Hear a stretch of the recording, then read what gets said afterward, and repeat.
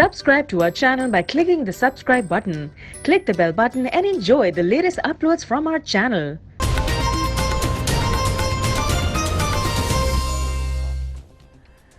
السلام علیکم. Think tank میں آپ کو خوش آمدید کہتے ہوئے میں ہوں سید عائشہ ناز. میرے ساتھ موجود چار صحافت کے بڑے نام: ہارون رشید صاحب، سلمان غنی صاحب، سہیل وڑائی صاحب اور جناب ایاز امیر صاحب. آج کے دن کی بڑی خبر کہ وفاقی کابینہ حلف اٹھا چکی ہے. یہ 43 رکنی کابینہ ہے جس میں زیادہ تر تو پرانے چہرے ہی ہیں لیکن کچھ قلمدان تبدیل کیے گئے ہیں. کابینہ کی ترکیب ایسے کیوں رکھی گئی، اس پر بات آج کے پروگرام میں ہوگی. لیکن اب سے کچھ دیر پہلے آپ نے چودھری نثار کو سنا.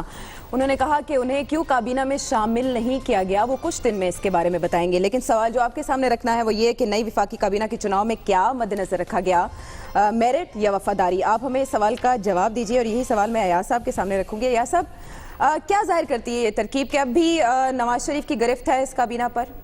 سارا انہوں نے کیا کہتے ہیں، ان کا چناؤ ہے اور ہمارے جو نئے وزیر اعظم ہیں وہ وہاں پہ مری ایک دو دفعہ گئے، ان سے انسٹرکشنز لیں.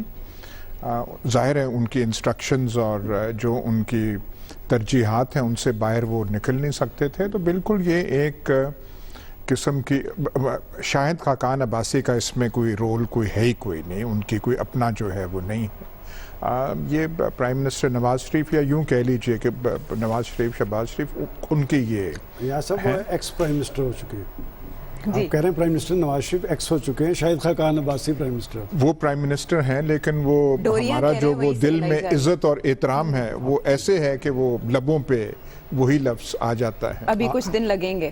نہیں، شاید وہ جیسے وہ امریکہ میں جب پریزیڈنٹ ایک دفعہ ہوتا ہے تو وہ آلویز مسٹر پریزیڈنٹ وہ رہتا ہے. پاکستان میں بھی ہمیشہ سینیٹر. جرنیل جو ہوتا ہے وہ جرنیل ہی رہتا ہے، چاہے بشک آپ اس کے بعد وہ لکھتے رہیں. تو یہ کہتے ہیں کہ تعلقات بڑی چیز ہوتے ہیں.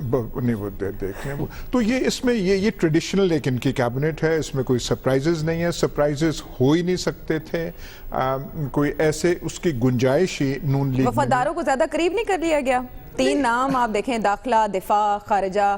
نہیں دیکھیں، ایک تو ان کے کچھ نہ کچھ ایک وہ لیڈرشپ نون لیگ کی پرانی آ رہی ہے. جو ان کے ہیوی ویٹ منسٹرز ہیں جن کو ہیوی ویٹ کہا جاتا ہے وہ پتہ نہیں عرصہ دراز سے آ رہے ہیں. یہاں پہ یہ ہے کہ ری شفل کیا جائے، ٹیلنٹ کو آگے پیچھے کیا جائے، اس کا ٹریڈیشن ہمارے ہاں نہیں ہے.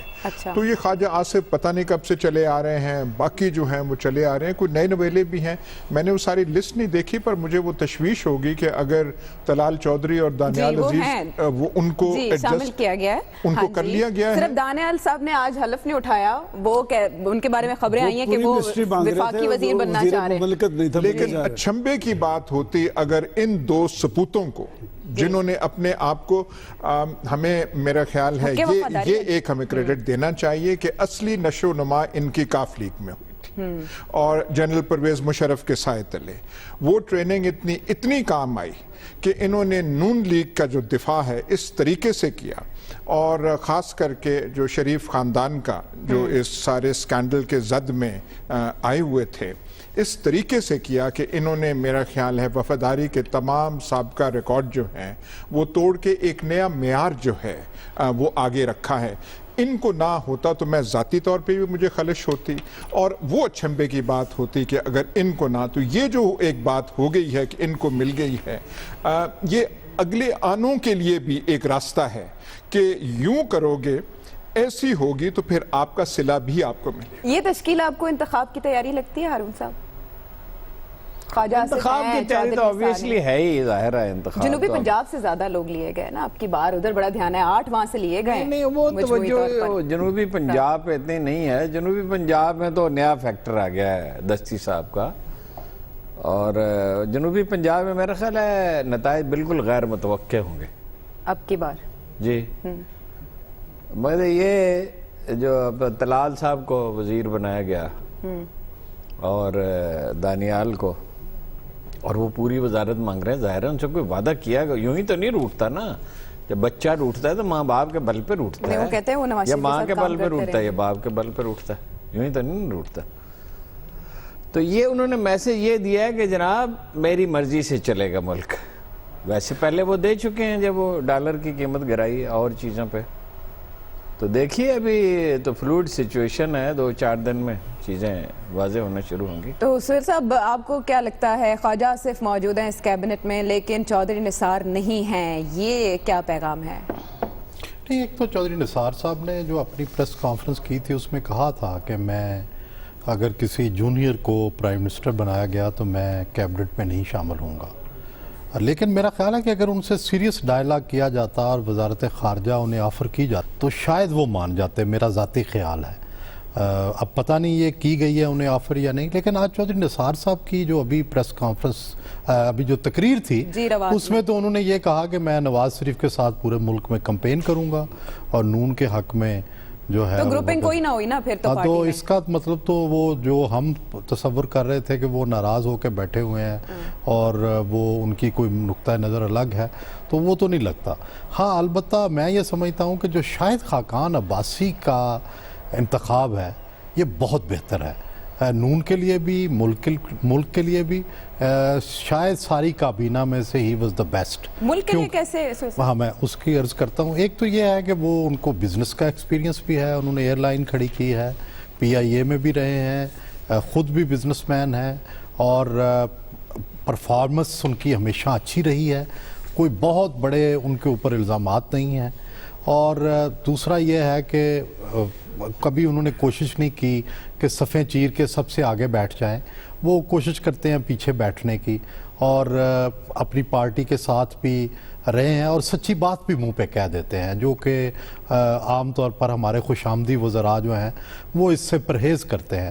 تو یہ وہ خوبیاں ہیں جن کی وجہ سے میرا خیال ہے شاہد خاقان عباسی باقی جو امیدوار تھے وزارت عظمیٰ کے ان میں سے بہتر ہیں.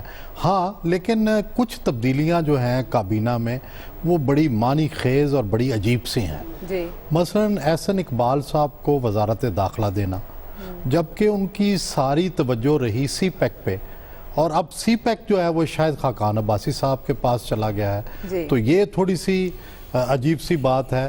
میں پہلے تو میرا یہ خیال تھا کہ شاید جو ہے وہ احسن اقبال صاحب کی خواہش ہے کہ وہ وزارت داخلہ لیں کیونکہ وزارت خارجہ کے بعد سب سے بڑی جو وزارت ہے وہ وزارت داخلہ سمجھی جاتی ہے. لیکن پتہ یہ چلا ہے کہ نہیں، احسن اقبال صاحب تو اسی پہ رہنا چاہتے تھے جس میں وہ پہلے تھے اور یہ شاہد خاقان عباسی صاحب یا میاں نواز شریف صاحب نے یہ فیصلہ کیا ہے اور اس پہ کوئی احسن اقبال صاحب اتنے خوش نہیں ہیں. تو یہ ایک حیران کن بات ہے. دوسرا یہ ہے کہ خواجہ آصف صاحب کتابیں وغیرہ تو پڑھتے ہیں اور ان کا باہر بھی آنا جانا ہے، لیکن کیا وزارت خارجہ کا ان کا تجربہ جس طرح سرتاج عزیز کا ہے یا جس طرح وزارت خارجہ میں کام کرنے والے دوسرے لوگوں کا رہتا ہے، ان کا کوئی پاسٹ ایکسپیرینس نہیں ہے. وہ پاکستانی پالیٹکس کے بارے میں تو بڑے ماہر ہیں لیکن کیا ورلڈ پالیٹکس کے بارے میں بھی جس طرح کی ڈپلومیٹک لینگویج کی ضرورت ہوتی ہے، جس طرح کی باتوں کی ضرورت ہوتی ہے، کیا وہ اس پر پورے اتریں گے یا نہیں اتریں گے؟ آپ کی اجازت سے یہ خوف ظاہر ہوتا ہے، یعنی کوئی باہر کوئی ایسے معاملات ہیں جس میں ذاتی وفادار میاں صاحب چاہتے ہیں کہ ان کا نمائندہ ہو جو باہر رابطہ رکھے. خواجہ آصف ذاتی طور پہ تو ان کے وفادار. سلمان صاحب میرٹ پہ پھر نہ ہوئی، یہ وفاداری کی بنیاد پر؟ یہ میرٹ یا وفاداری نہیں، میرا خیال یہ جو کیبنٹ کا چناؤ ہے یہ آنے والے حالات اور انتخابات کی بنیاد پہ کیا ہے کہ اس میں جو میرے خیال میں سب سے امپورٹنٹ چیز ہے وہ خواجہ آصف کی وزارت خارجہ انہیں دینا ہے. ایک تو اپوزیشن کا مطالبہ مان لیا گیا کہ وہ کہتے تھے کہ مستقل وزیر خارجہ نہیں ہے، اور اگر آپ ایسے مجموعی دیکھیں تو اس میں ہاکس غالب آئے ہیں جس سے پتہ چلتا ہے کہ آنے والے حالات کے اندر پاکستان مسلم لیگ نون کی پالیسی کیا ہوگی، انتخابات کی تیاریاں وہ کس طرح کریں گے.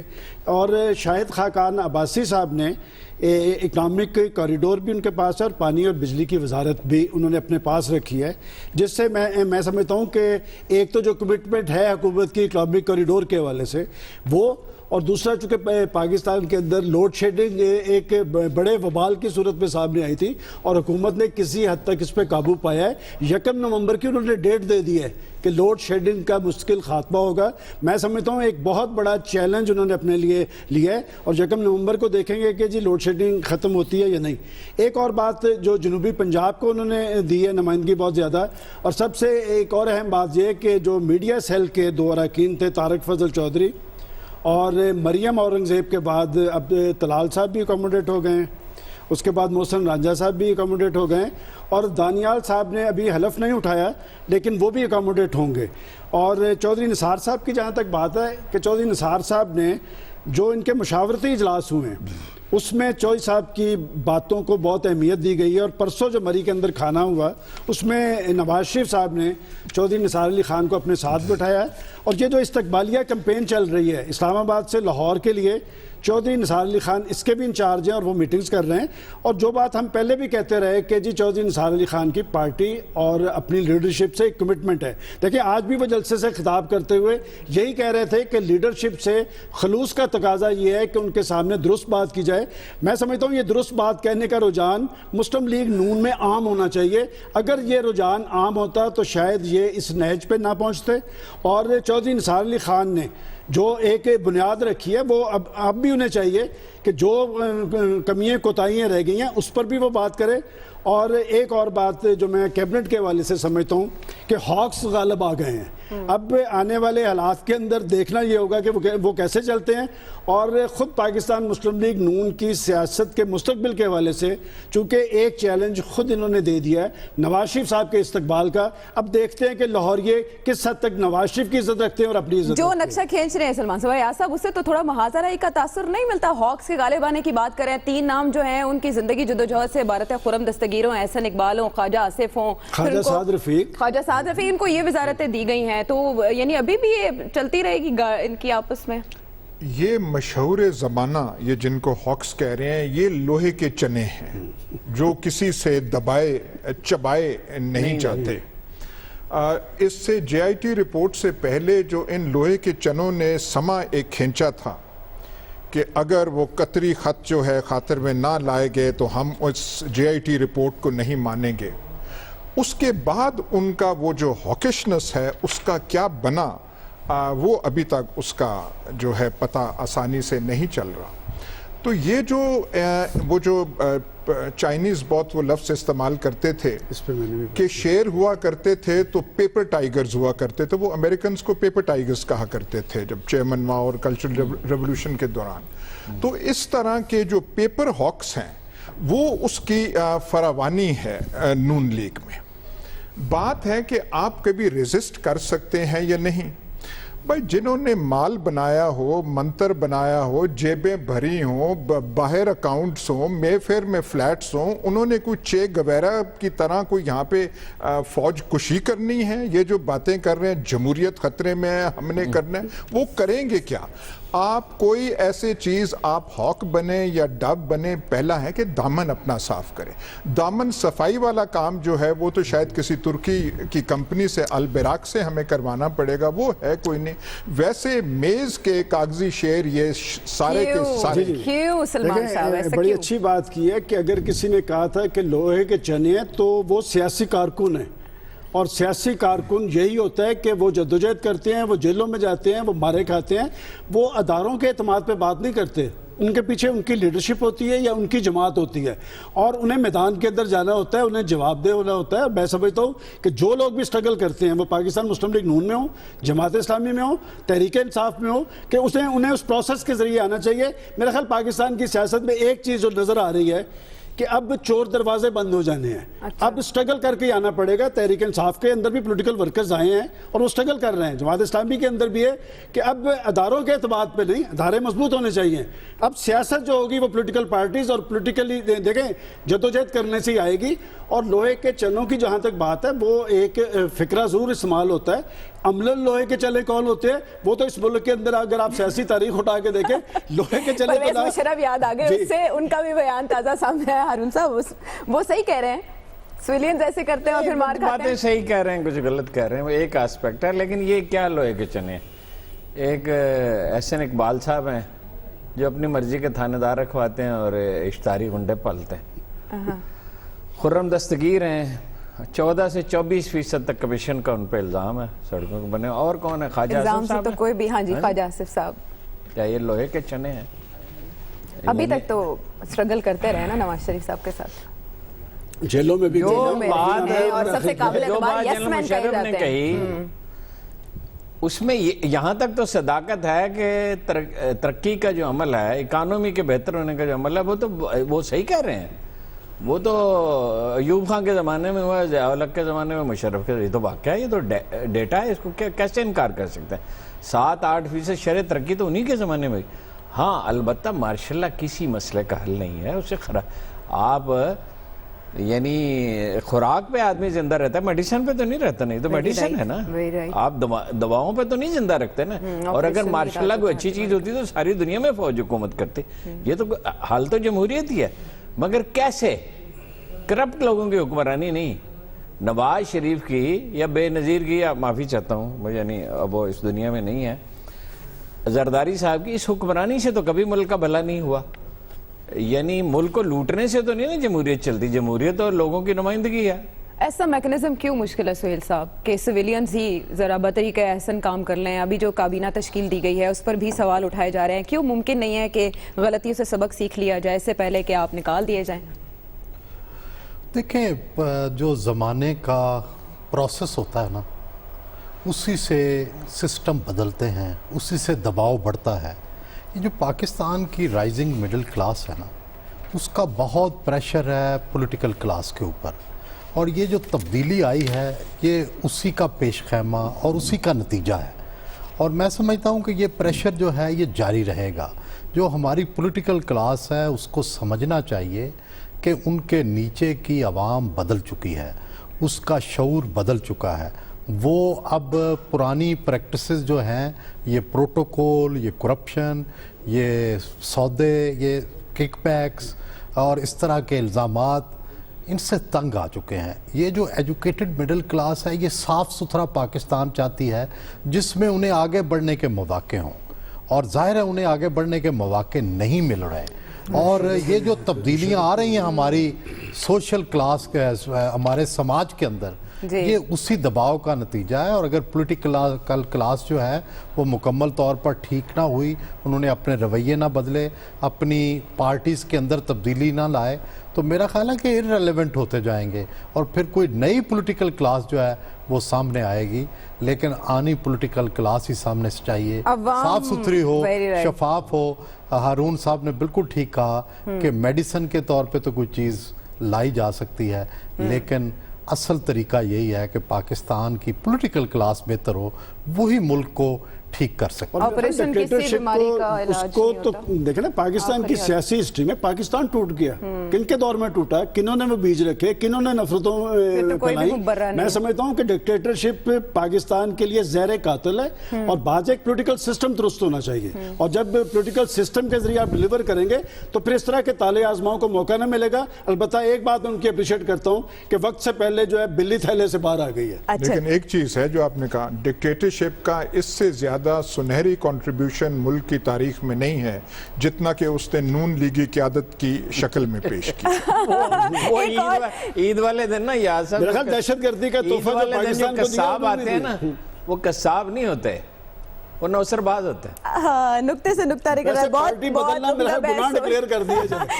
बहस हो रही है, लेकिन ब्रेक का कहा जा रहा है। उससे पहले आवाम की राय भी शामिल करना है कि नई वफाकी काबीना चुनी गई, मद्देनजर क्या रखा गया। आपने जानी तज्जिया कारों की तो राय, लेकिन मेरिट 20% आवाम समझ रहे हैं कि मेरिट को मलहूज़ खातिर रखा गया, जबकि 80% वफादारी को दे रहे हैं कि वफादारी को सामने रखते हुए ही वफाकी काबीना का चुनाव किया गया है। जब हम ब्रेक के बाद वापस आएंगे तो बात करेंगे वज़ीर आज़म शाहिद खाकान अब्बासी की।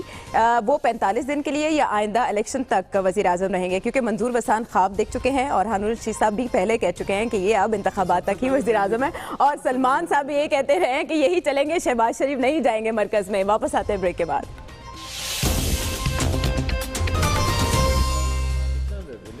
थिंक टैंक का साथ देने का शुक्रिया। अब आपके सामने जो सवाल रखने जा रहे हैं वही अपने पैनल के सामने भी रखेंगे वज़ीर आज़म शाहिद खाकान अब्बासी के हवाले से कि क्या वो 45 दिन के लिए आए हैं या आइंदा इलेक्शन तक वो वज़ीर आज़म रहेंगे। आप क्या सोचते हैं इस बारे में, आप क्या देखते हैं?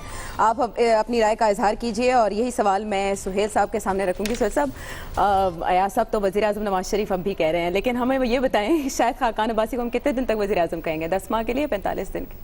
میرا خیال ہے کہ جو اب تک کی خبریں آئی ہیں ان میں سے یہ واضح ہو رہا ہے کہ شاید یہ پنجاب کا جو چیف منسٹر صاحب ہیں شہباز شریف صاحب یہ پنجاب کا محاذ نہیں چھوڑنا چاہتے اور نہ ہی ان کی پارٹی یہ چاہ رہی ہے کہ وہ یہ چھوڑ کے جائیں. اگر فرض کریں اس تھیسس کو مان لیا جائے تو پھر یہ لگتا ہے کہ شاہد خاقان عباسی صاحب جو ہیں یہ اگلے الیکشن تک جو ہیں وہ چلائیں گے معاملات کو. اور دوسرا یہ جو ضمنی الیکشن لڑنا تھا یہ بھی ایک مرحلہ ہے کیونکہ لاہور کا جو بائی الیکشن ہوگا اگر اس میں شہباز شریف صاحب ہوں گے اور ان کے مد مقابل کوئی بھی شخص ہوگا پی ٹی آئی کا تو یہ بھی بڑا دلچسپ اور دیکھنے والا مقابلہ ہوگا.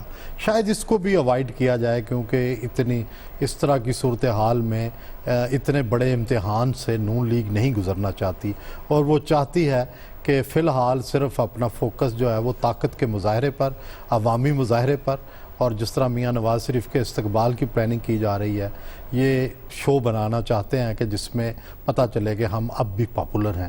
اور وہ اگر بائی الیکشن میں گئے جس میں شہباز شریف صاحب کی سٹیکس بڑی ہائی ہوں تو دوسری طرف سے پھر پی ٹی آئی بھی بڑا زور لگائے گی. تو میرا خیال ہے کہ اس طرف یہ جانا نہیں چاہتے. بائی الیکشن سے بھی بچنا چاہتے ہیں. پنجاب کا قلعہ جو ہے اس کو بھی برقرار رکھنا چاہتے ہیں اور 10 مہینے میں وہ چاہتے ہیں کہ شاہد خاقان عباسی معاملات کو چلائیں اور نیچے پنجاب سے معاملات شہباز شریف صاحب چلائیں. اور اگر کوئی بہتر پوزیشن ہوئی نون لیگ کی تو پھر 2018 کے بعد شہباز شریف صاحب بطور وزیر اعظم کے امیدوار کے سامنے آئیں گے. تو سلمان صاحب دامن تو بچا گئے شہباز شریف آپ نے کہا, تو اب N120 سے کون آگے آئے گا وہاں بھی اگر وہ نہ ہوئے تو؟ دیکھیں عائشہ آپ کو یاد ہوگا کہ جس دن یہ فیصلہ آیا اسی دن ہی مشاورتی عمل میں جب نواز شریف صاحب نے یہ بات کی تھی کہ جی شہباز شریف صاحب ہو سکتے ہیں تو میں نے حوالہ دیا تھا کہ لوگوں نے بڑی کلیپنگ کی اور انہوں نے ساتھ ہی کہا کہ پھر سوچ لیں کہ پنجاب کا کیا بنے گا. دیکھیں اس وقت ان کی جو ایک مشکل صورتحال سے وہ دو چار ہیں اور آنے والے حالات بھی عائشہ مجھے کچھ اچھے نظر نہیں آ رہے ان کے لیے. لہٰذا وہ اپنا جو پنجاب کا سیاسی مورچہ ہے وہ کسی طرح بھی اسے کمزور ہوتا نہیں دیکھیں گے. اور ان کے مخالفین دیکھیں نا, اصل الیکشن جو ہوگا پنجاب میں 148 قومی اسمبلی کی نشستیں ہیں اور یہاں پر مقابلہ ہوگا ان کا تحریک انصاف کے ساتھ. اور اس میں بھی کوئی دو آرا نہیں کہ شہباز شریف صاحب نے پنجاب کی حد تک ڈیلیور کیا ہے. ان کی صوبے کے اندر اپنی ایک گرفت بھی ہے, ان کا ایک ترقیاتی عمل بھی چل رہا ہے اور اراکین اسمبلی کے ساتھ بھی ان کے رابطے ہیں. لہٰذا پنجاب کی وہ کسی طرح بھی قربانی نہیں دینی. اور دوسری جو دلچسپ بات ابھی سہیل صاحب نے کیا کہ یہ بات درست ہے کہ لاہور کا 120 کا الیکشن جو بڑا امپورٹنٹ ہے اور انہوں نے اس میں ڈاکٹر یاسمین راشد صاحبہ کو اتارا ہے اور انہوں نے پہلے نواز شریف صاحب کے مقابلے میں 54,000 ووٹ لیے تھے اور میں سمجھتا ہوں کہ ان کی کارکردگی بہت بہتر تھی. اب ڈاکٹر یاسمین راشد صاحبہ کے مقابلے میں کون آئے گا؟ میرے خیال اب جب شہباز شریف صاحب کا یہاں رہنے کا فیصلہ ہوا تو وہاں پر نئے امیدوار آئیں گے. اس میں 3-4 لوگوں کے نام آ رہے ہیں. اس میں نام آ رہا ہے میاں نعمان, پہلے ایکس ایم پی اے رہے ہیں, خواجہ احمد حسان ہیں. اور ایک اور چیز عائشہ جو انڈکٹ کی جا رہی ہے, شہباز شریف صاحب کے چھوٹے صاحبزادے سلمان شہباز کا نام بھی آ رہا ہے. اچھا. کہ اب حمزہ شہباز کے بعد سلمان شہباز صاحب بھی سیاست میں ایکٹیو ہونا چاہتے ہیں. اسی لیے سلمان شہباز صاحب بھی جو اسلام آباد کے اندر مشاورتی عمل رہے اس میں شہباز شریف صاحب کے ساتھ رہے ہیں, ان کا نام بھی سلکے کے اندر آ رہا ہے. لیکن میں سمجھتا ہوں ماشاءاللہ جی ان کا نام بھی آ رہا ہے. اور اب دیکھنا یہ ہے کہ وہ ٹکٹ کسے دیتے ہیں. بہرحال شریف فیملی کا بندہ ہوگا تو ووٹ زیادہ ملیں گے اور یہ ان کا بڑا مضبوط حلقہ ہے. نواز شریف صاحب اس حلقے سے مسلسل جیتے آئے ہیں. یہ پہلے مریم یا کلثوم کیوں نہیں یہاں پر, یہی نام کیوں؟ مریم یا کلثوم کیوں نہیں, یہی نام کیوں؟ اور ابھی وفاقی کابینہ کے لیے بھی سنا ہے کہ مشاورت صرف ادھر ہی کی گئی ہے, ادھر نہیں کی گئی. میجک سرکل سے باہر نہیں نکلا جا سکتا. لیکن میں ایک اگر آپ اجازت دیں, یہ جو شاہد خاقان کے وہ رہیں گے یا نہیں رہیں گے, ایک میں چیز کہہ دوں, ابھی شروع کے دن ہیں, ابھی وہ تابعداری اور یہ اور سب کچھ ہے. طاقت یا پاور کا نیچر ایسے ہوتا ہے کہ ایسی جب ریلیشن شپ ہوتی ہے آپ کسی کو بنائیں, اپنے ذاتی ملازم کو بھی بنا دیں لیکن اقتدار کی کرسی پہ بٹھائیں تو اس سے پرابلمز جنم شروع ہو جاتے ہیں. یہ کبھی ایسے سکسیسفل ہوتا ہی نہیں ہے. ضیاء اللہ کے ایک جنیجو کو وزیر اعظم بنا سکتے ہیں لیکن ان میں ٹینشن پیدا ہو جاتی ہے. تو یہ جب یہ الیکشن تک رہیں گے وزیر اعظم, لا محالہ رائے ونڈ اور جاتی عمرہ کے قلعے اور वज़ीर आज़म हाउस में बदगुमानियाँ, लोग कान भरने वाले कि देखें ये क्या कर रहे हैं, वो आखिर वज़ीर आज़म हैं, चाहे ना चाहे मुल्क चलाने की जिम्मेवारी उनके कंधों पे आती है। उन्होंने हर चीज़ जो है सुबह राइवेंड फ़ोन करके नहीं पूछनी कि आज मैं American assistant secretary of state से मिल रहा हूँ तो मैंने क्या गुफ्तगू करनी है, या उन्होंने इंस्ट्रक्शंस वो शहबाज शरीफ से लें, या ये जो नए आ रहे हैं सलमान साहब हैं, या उनसे इंस्ट्रक्शंस लें। ऐसे वज़ीर आज़म करेगा नहीं तो वो प्रॉब्लम्स जो हैं वो पैदा होती रहेंगी। मुझे ब्रेक का जा रहा है हारून साहब, लेकिन आपका कमेंट बताइएगा, ब्रेक लगेगी या 2018 तक रहेंगे? नहीं रहेंगे 2018 तक। ये तो इतनी पेचीदगियां हैं कि कोई दूसरा वज़ीर आज़म बन ही नहीं सकता। मैं तो आपसे अर्ज किया था कि कोई सवाल ही पैदा नहीं होता। और शहबाज शरीफ साहब भी बड़े ख्वाब देख रहे हैं, इतना आसान नहीं है उनका वज़ीर आज़म बन जाना। 1000 रुकावटें हैं उसमें, 1000 रुकावटें हैं। और अवाम क्या समझते हैं इस बारे में? शाहिद खाकान अब्बासी आइंदा इलेक्शन तक वज़ीर आज़म रहेंगे, 24% ये समझते हैं कि नहीं, और 76% कहते हैं जी हाँ यही वज़ीर आज़म रहेंगे शाहिद खाकान अब्बासी 2018 तक, जैसे कि हमारे पैनल ने भी इसी किस्म की राय का इजहार किया। ब्रेक के बाद वापस आएंगे तो बात करेंगे आयशा गुलालई की। होंठों पर उनके इमरान खान का नाम आया और वो भी बरसरे इल्ज़ाम आया।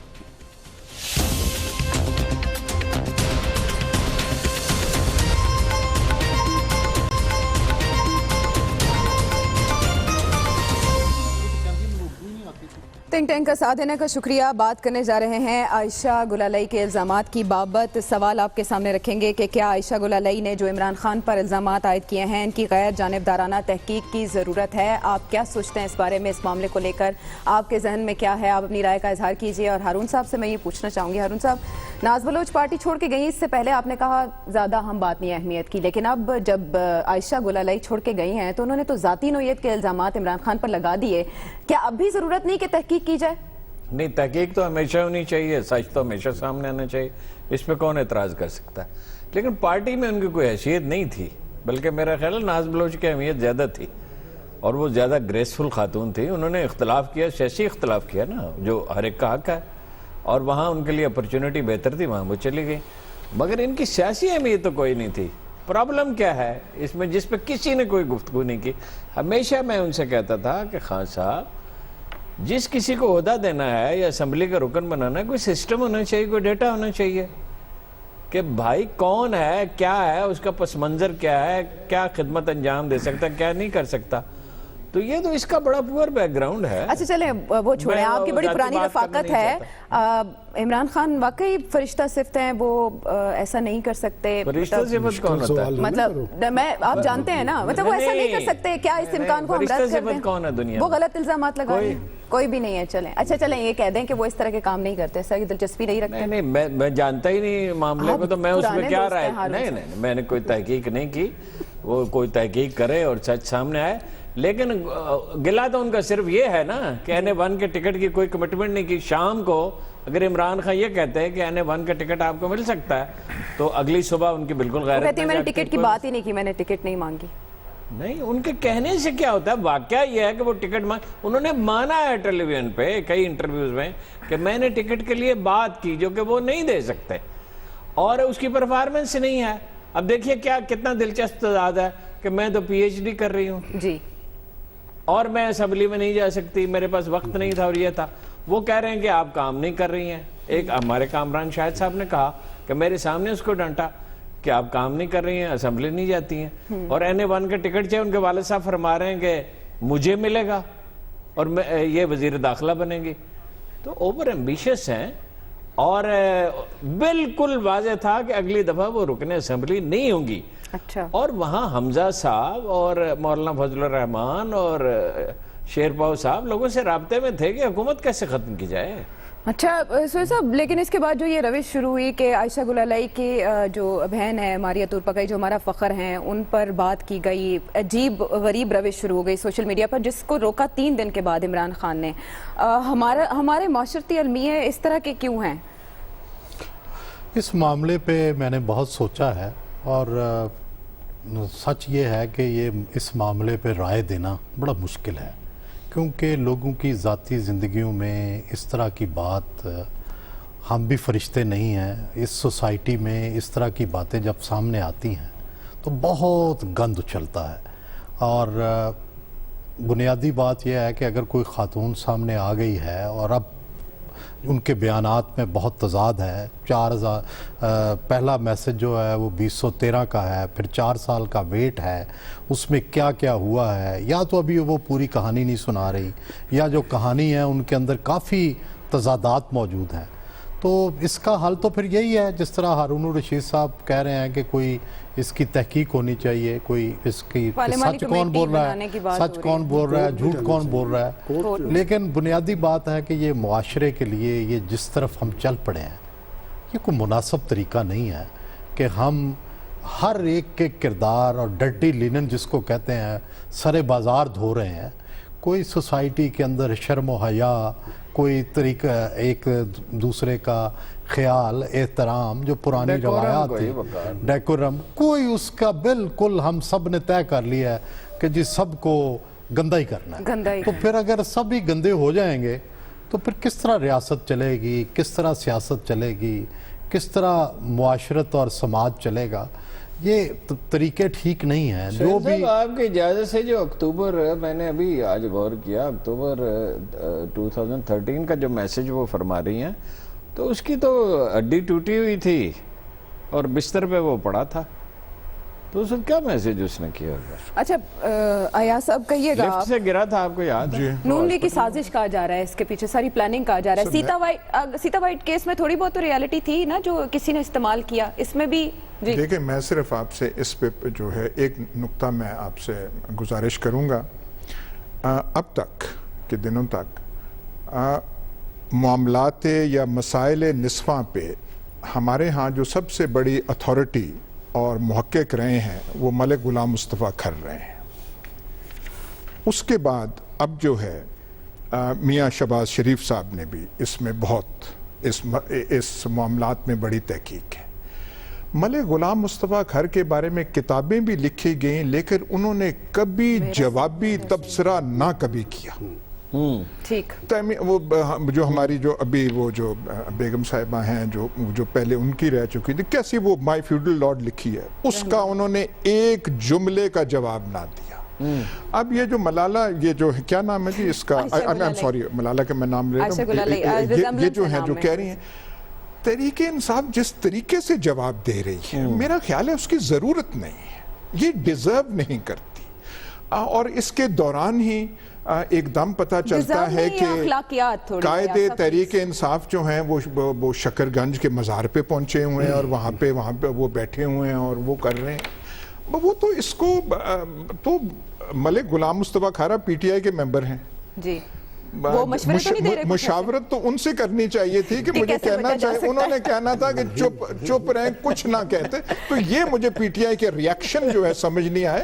ان معاملات میں آپ نہیں کرتے، پبلکلی نہیں کرنا چاہیے. مجھے بھی آپ سے سوال کرنا ہے سلمان صاحب کہ وہ کہہ رہے ہیں ان سے مشورہ کر لیں، تو نعیم الحق کو ذرا ایک طرف کر کے ان کو ذرا قریب لے آئیں تو ہو سکتا ہے بہتری ہو جائے ان معاملات میں، کیونکہ الزامات اور باقی لیڈرز کو بھی لگے. غلام مصطفیٰ کھر تو جو ایاز صاحب نے بات کی ہے، جو 2 حوالے دیے ہیں، اگر کسی نے شادی کی ہے تو اس پہ تو اعتراض نہیں کرنا چاہیے، لیکن یہ معاملہ سیاست کا نہیں ہے. میں کوئی اعتراض کر رہا ہوں نہیں، یہ معاملہ سیاست کا نہیں ہے، اس کے اثرات کوئی اچھے نہیں ہو رہے. جو کچھ عائشہ گلالئی نے عمران خان صاحب کے بارے میں کہا ہے کہ یہ لیڈرشپ جو ہوتی ہے، بہرحال جیسے ہم یہ کہتے ہیں جی ایسٹ ہے، اور یہ الزام جس طرح ڈسکس خود ان کی پارٹی کے، جیسے ایاز صاحب کہہ رہے ہیں کہ ان کی پارٹی کو بھی اس طرح نہیں تھا لینا چاہیے.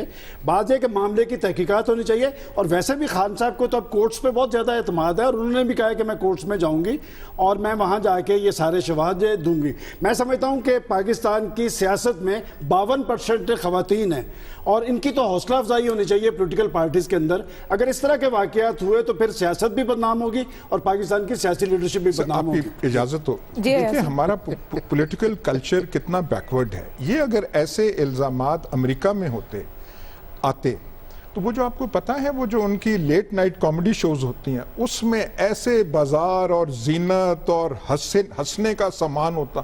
ہم نے پتہ نہیں کیا سر پہ اٹھا کے اس مسئلے کو پتہ نہیں کیا بنا لیا. جب انہوں نے عائشہ گلالئی پہ الزام لگایا ہے کرپشن کا، بھائی آپ کی MNA آپ کی حکومت پختونخوا کے اندر اور آپ کی ناک کے نیچے یہ ہوتا رہا تو کیسے برداشت کیا؟ بیانات اٹھا لیے جائیں. ایک اور بھی پہلو میں سمجھتا ہوں کہ وہ کہتے ہیں نا بد اچھا بدنام برا, اب تو صورتحال وہ بنی ہوئی ہے. ایک اور بھی بڑا دلچسپ پہلو جو ان کا لہجہ ہے نا, یعنی وہ گمنام سی ایک MNA ہے, ادھر تو نہیں وہ کیا رہی ہیں, وہ اس علاقے سے ہیں جہاں عورتوں کو پڑھنے بھی نہیں دیا جاتا. پنجابی بولی ہے کہ میں تھانے دار دی سالی قید کرا دوں گی.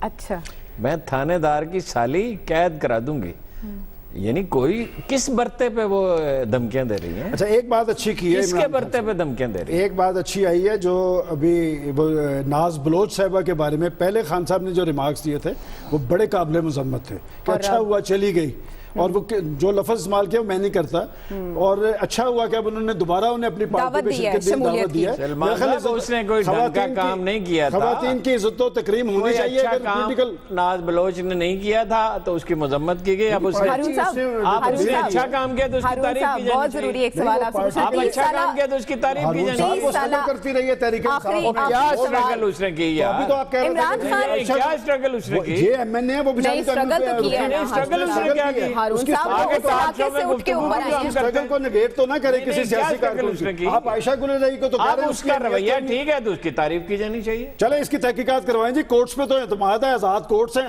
کوئی نہ کوئی معاملے کو کورٹ میں لے کے جائے. آپ بتائیں 30 سالہ دوستی کے دوران آپ نے عمران خان کو کیسا پایا؟ بلیک بیری سے انہیں اتنی محبت کیوں ہے؟ نہیں سب جاننا چاہتے ہیں, میں نہیں عوام جاننا چاہتے ہیں ہارون صاحب کہ بلیک بیری سے اتنی محبت کیوں ہے. اور باقی پروگرام شروع ہونے سے پہلے ایک آپ بات کر رہی تھی کہ جہاں گڑ ہو وہاں مکھیاں تو آتی ہیں. میرا خیال ہے اتنا کافی ہے. یہ اس طرح کے معاملات ہیں کہ اس پہ کھل کر گفتگو. بہت سے بلیک بیری ہو سکتے ہیں. بلیک بیری نے کسی چیز کا نام رکھا ہوا ہے. نہیں بلیک بیری ٹیلی فون تو اس کے پاس کبھی تھا ہی نہیں. ایک دن کے لیے میں نے کبھی اس کے پاس ایسے وہ نکلا تھا مینار پاکستان کے جلسے میں خبر چھپی ہوئی ہے. خبروں کو چھوڑے, میں تو عینی شاہد ہوں نا, میں نے اپنی آنکھوں ایک دن کے لیے کبھی اس کے پاس بلیک بیری نہیں تھا. مجھے نہیں پتا وہ سویسا وغیرہ ہم کتاب لکھ دیں پھر کیا ہوگا؟ ڈیفینیٹلی انہیں کتاب لکھنی چاہیے تھی. میرا خیال ہے کہ جتنا وقت ہو چکا ہے اب اس کا اثر بہت کم ہوگا.